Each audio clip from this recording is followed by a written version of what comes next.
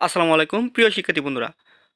যখনই কোনো নতুন নিউজ পাই তখনই তোমাদেরকে জানানোর চেষ্টা করি। প্রিয় শিক্ষার্থী বন্ধুরা, তোমরা যারা এসএসসি 2024 সালে পরীক্ষার্থী ছিলা, তোমাদের অর্ধেক পরীক্ষা হয়েছিল এবং বাকি পরীক্ষাগুলোর জন্য আন্দোলন করেছো যাতে তোমাদেরকে অটো পাস দেওয়া হয়। প্রিয় শিক্ষার্থী বন্ধুরা, তোমাদেরকে যে অটো পাসের নাম্বারটা যেভাবে দেওয়া হবে তার বিস্তারিত তথ্য চলো জেনে নেওয়া যাক। প্রিয় শিক্ষার্থী বন্ধুরা, তোমাদের নাম্বার কিন্তু অলরেডি তৈরি হয়ে গেছে এবং তোমাদেরকে অক্টোবরের মধ্যে রেজাল্ট দেওয়া হবে। প্রিয় শিক্ষার্থী বন্ধুরা, তবে তোমাদের নাম্বারটা কিভাবে দিবে চলো একটু বিস্তারিত জেনে নেওয়া যাক।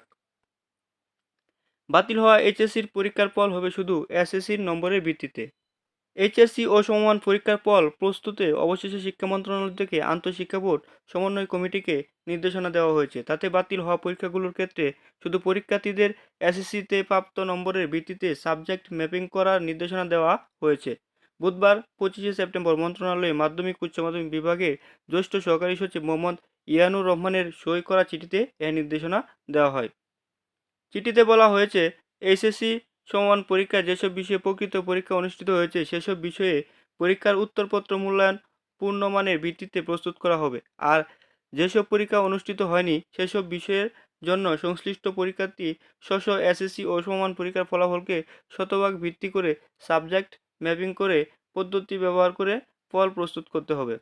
ফল প্রস্তুতের ক্ষেত্রে এ দুটি নির্দেশনা মেনে এইচএসসি ও সমমানের ফলাফল প্রস্তুত করে পরবর্তী প্রয়োজনীয় ব্যবস্থা গ্রহণের জন্য আন্তঃশিক্ষা বোর্ড সমন্বয় কমিটিকে নির্দেশ অনুরোধ করেছে শিক্ষা মন্ত্রণালয়।